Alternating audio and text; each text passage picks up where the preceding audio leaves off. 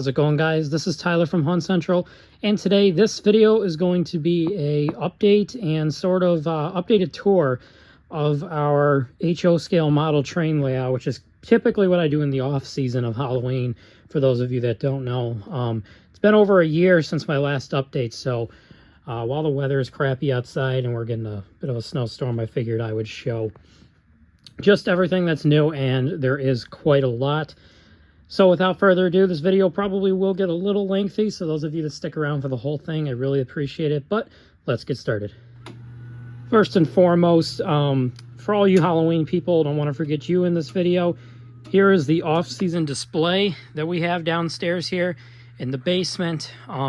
This is just consists of a small part of what I bought at the ISE sale back in October. Not everything's plugged in. Grave Watcher is not plugged in. Desmodus I'm not going to set off because he's really loud and annoying, but I will give you Gordo here.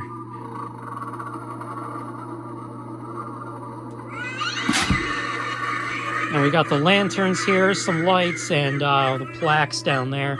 So it is just a nice little off-season display. Everything else is packed away for the most part, but just a nice off-season display. So now let's go ahead and for the model train people and get started on the layout. So a lot has changed, and I'm going to take you on a full tour here around the entire thing and show you everything that's new. So since the last update, not much has changed up here at the backdrop. We haven't really named this section of the layout yet, but as you can see, it just has a little house, a signal there, which will eventually be replaced. All these cheaper signals will eventually be replaced with more realistic signals, probably from the Conrail era. But then we got some hay bales, a farm. This is kind of just a farm scene right when you walk down, as well as the trestles there, which this is also a work in progress. This is going to be opened up eventually, and these are going to be replaced with HO scale trestles.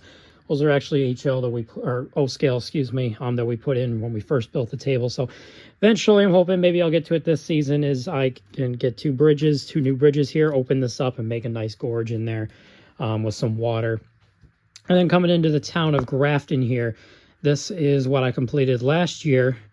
Not sure how much of it got in the update, but Grafton is one of my favorite parts of the layout, just of how busy it is. So right when you come in, we got the water tower with some rust and graffiti on it. And then we have a little maintenance of way shop here for the town.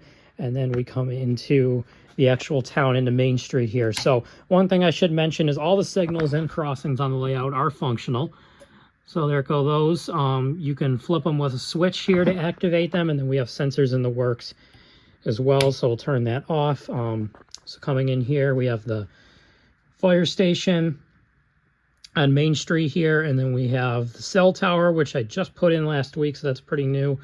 And then we have what we call the strip here of all these businesses, modern day, right here, this big plaza. So then we have the Marty Phelps Memorial Park right here, which is named after someone who inspired me to get into trains back when I was a little kid. So as you can see, we have Marty Phelps Memorial Park there. And then we have a custom playground here with a fence around it, a memorial, and this little park is one of my favorite parts of the layout. And then back here in the background, we have a general store, M&T Bank, Target, which the Target is actually my favorite building on the layout. A Party City, a Dairy Queen, and of course Spirit Halloween, Chipotle, a Panera. And as you can see, the road just keeps going here with the addition of a little side road here. We have an empty parking lot, and then back there we have a KFC, which is new, a police station, and then some older time buildings here, like a 7-Eleven, an old hotel, a bank, a hobby shop. And then right here we have the depot, which actually has like an old abandoned signal on it. Right now I have some grain cars parked here, but keep going down here, you can see it has a rip track here for the museum. It's supposed to be like a museum, so we got a Norfolk and Western caboose. Straight Shills locomotive, which this was actually my very first locomotive when I was very young. And then we come into here, and we have, again, in the background, Tim Hortons, an IHOP, a West Terror, which is a local car dealer around the Buffalo area. We have a car garage, And then we have the gas station, which I've always thought looks really cool there. And then again, there's another signal. And then we have all these little signs all over the place. Stop signs. Route 5, which is the major route that goes through my city. And then eventually these here at Pleasant Avenue are going to be functional crossing gates. Been a project that's been on the back burner for quite some time now, but eventually we will get it going and start to install those. So coming out of the town of Grafton here, we're coming into the back of the layout. Now these are all old relics of my past layout that have kind of just been sitting here for dead, to be honest with you. This one and this one I'd like to put sound in eventually in DCC. For now they're kind of just sitting trackside abandoned here, which they might get removed soon because I'm thinking about putting a scrap industry in right here. So we have 4 industries on the layout. Right now we have 3. So right now we're coming into CP Edge, which it gets its name because this siding is very on the edge. So first I'll show you the yard. We don't have an official name for the yard here, but this is the main staging point and starting point for the layout. So we'll typically build during operating sessions, build our trains here, and then we will head out through the yard lead, out on track 2, and then switch over onto track 1 from there. And then we can switch over from track 2 to 1 at CP Arley, which we'll get to in a few minutes here. But as you can see, a lot of freight cars in. Something I've definitely gotten into, which I will show you guys in a few minutes, is rusting my cars. Slowly learning, and I've gotten, my last few have gotten really good, so good that I've been able to take on some customers now in the local area to weather cars, and I will have some for sale at the Hamburg Train Show, which is in February 18th and 19th. So that is something I've been working on. Off of the side of the layout is a lot of rusting of the cars. You can see some of them staged here in the yard, and then we'll see some more as we go down through here. But coming through here, this siding is new. It's mainly just for storage. It's CP Edge here as we head down this way. And these power lines are also new, which these were quite an effort to install. They might not look hard, but tying these little wires around all of them, and we got to be super careful whenever we're doing switching in the yard here not to bump them. I usually tell people to just go on the other side to the dispatcher's area in there and do it that way. But coming into here, and then we have a what we call the staging shelf right there with some with a lot on it. These are all DC locomotives that don't work on our control system. If I haven't mentioned, we have NCE, which I highly recommend, but you can run DC, but it's pretty complicated, so we kind of just steer away from it, given I have so many DCC locomotives anyways. And then I do have 8 Amtrak Amfleets. I just got to get a locomotive so we can get those running. And then down here I have a coach train of 6 Pensy coaches, and then down there I have some circus coaches, Royal Circus coaches. And then up there I have the one and only Straits train, which I got to fix up as well. But coming into here, we're coming into the town of Lake Evans over here, which this is where everything is happening right now over here scenery wise, and I'm redoing this complete thing. So before, this was a big industrial, very overcrowded area of the layout, but since I've cleaned it up, I started from scratch completely in this big section over here, and we've turned it kind of into a country area, which I prefer much over it. But the newest and biggest industry on the layout is the grain plant here, which is going to be named Agro Grain, which I haven't put this up, but this is just kit bashed here that I'm going to put up there so we can store cars for it on the edge siding here. And then this is typically where I put cars I'm going to work on, since my workbench is right behind me on the end of the siding here. And then when we run trains, we can send the locals to pick them up, so for more realistic operations. But we got like a ballast effect going on here with all these little weeds in here. We'll probably add more onto the track, kind of make it a rough track. So this track is for cars only, meaning you cannot take the locomotive on it, which makes for cooler operations. So you got to have buffer cars in there.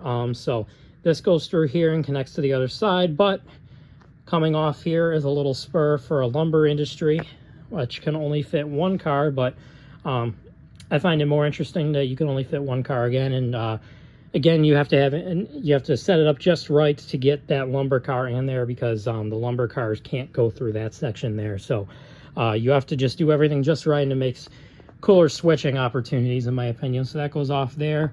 And then we got a little lumber place going here. I'm going to get another forklift to have it lifting these, and just put those pipes there.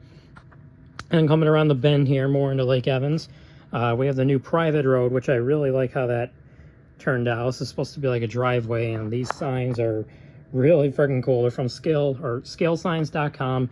He makes really, really good stuff, so highly recommended. So it's kind of just leading off into here, into the lumber yard, and looks like I got to do some patching on the ballast there. But coming around the bend further here, and this is all going to be full of trees eventually too.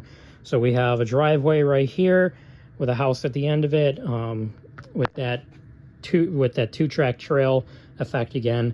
And then right here is eventually going to be another crossing with gates. That's a thing we got to get into later on. Coming around here, we have another house, and this is Route 20 right here, which is the other town that runs, or the other major route that runs through my city. And we got another house here, another cell phone tower, which this is my first hill I've ever made, so definitely could be better. It looks kind of lumpy, but you know, for the first one, it's not too bad. And then, as you can see over there, there is a little driveway going into the grain place off of Route 20. And then we have a little side road here, which we don't yet have a name for. Comment any name suggestions you might have, but this crossing also works. Just like that. And then we also have a signal right there as well. So, and then right here we have a church, which this is actually just a church I picked up at Christmas time at Hobby Lobby, which I actually thought is actually the perfect size, and I'm going to airbrush it to give it a flat white color as soon as I get more white paint in for my airbrush. But I love the view of the industry from here. And then there's a parking lot here. And the track curves this way out of Lake Evans, and then we come into CP Arley. So CP Arley is runs from this curve down to the trestles down there, and this is where the yard lead comes out. So you can go into the yard. We have a runaround siding here, and then we have 2 crossovers and a paper mill. So this is a pretty busy section of the layout. This is probably the busiest section track-wise of the layout, because we have the runaround, the 2 main lines where you can cross over, the yard and the industry. So coming into here, we haven't officially decided what this is, but I think it's like a paper plant where we have the chemicals and the tank cars to turn the wood into paper, and then the box cars to put the paper in, so we can send the local out every week to do that. Speaking of locals, one new locomotive I did get is this little switcher unit, which is really nice for when we're just switching the yard out and we don't need to take the big 6 axles in there, or we're just running a short local. That little S4 is really good for that, and it's great sounding too. So this is the industrial scene. As you can see, the power lines run down this way further. This is our signal for the crossovers, so we can cross track 2 to 1 right here. So typically what we do during operating sessions is train come out of the yard here, and then from there it can either hold on 2 and run around the inner loop, which is track 2, or we can switch it on to track 1, which track 1 goes a little farther than track 2 does around the layout. So coming back around here, this is the section I did last year, but again, this is probably going to get trees as well. And come around here, we got a little abandoned locomotive scene in Erie, Lackawanna. And we have a pond here, which I realize isn't the most realistic pond, but eventually we'll replace it with more realistic looking water. Then we come into here, and we're back where we started. So that's the entire layout and everything that's new on it. So now let's go ahead and jump into the locomotive roster and what's new on the workbench. So here are most of my locomotives. My roster is often called the rainbow roster because I don't model anything specific. I just kind of have locomotives. So these are all of them with the exception of 2 that are off at repairs right now. 2 that are at the Model Train Club right now, and then the one S4 that I showed you a couple minutes ago. But physically here, we have the CSX SD40-2, which I actually just weathered the other day.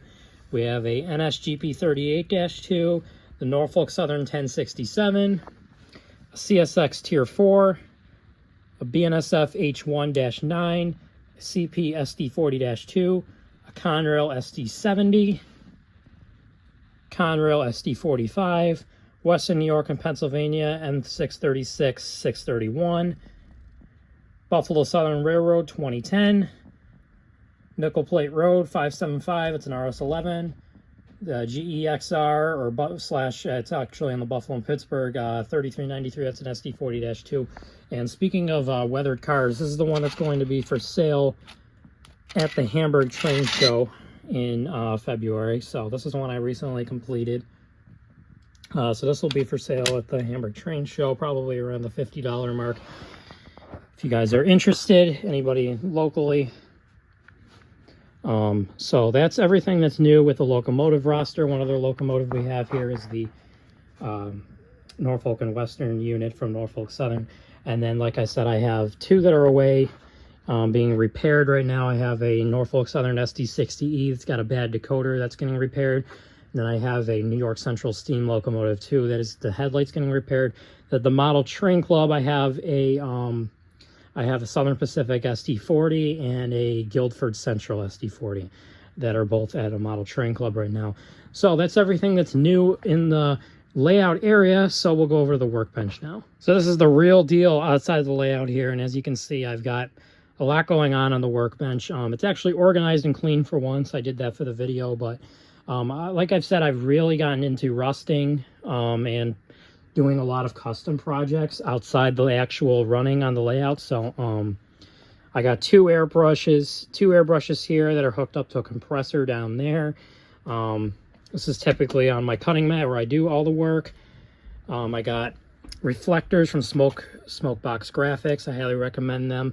That's kind of where I keep all the projects I'm going to either work on or I have worked on. A lot of them haven't been touched since like last year, but the one I'm working on the most right now is this O-scale hopper that I'm planning to sell at the Hamburg show as well. So then I got all the paints back there for airbrush and acrylic typically for a rusting job. I want to do a tutorial one of these days, but typically for a general rust, I'll airbrush it with a fade down of the color in the car mixed with a little bit of a fade color, and then I'll come in dry brush mixes of acrylic and oil washes onto the car until I'm happy with it, and then clear coat it and put reflectors on it. So also trying to get into graffiti, which are what the paint pens are for, which is easier said than done. It is pretty difficult. I practiced some for the Buffalo Bills there on a box, and then I have all sorts of adhesives back there and parts. So that's everything that pretty much goes on over here. But yeah, like I said, a lot of what I do down here now is involved on this workbench and with custom work. And for those of you that have made it all the way to the end here, I thank you so much for watching this update of ours. Really means a lot to me if you made it all the way to the end here to see everything we've worked out so that we can get it publicly on YouTube. Look for more updates and some tutorials coming throughout the winter here. But for today, I'll see you next time, and happy railroading.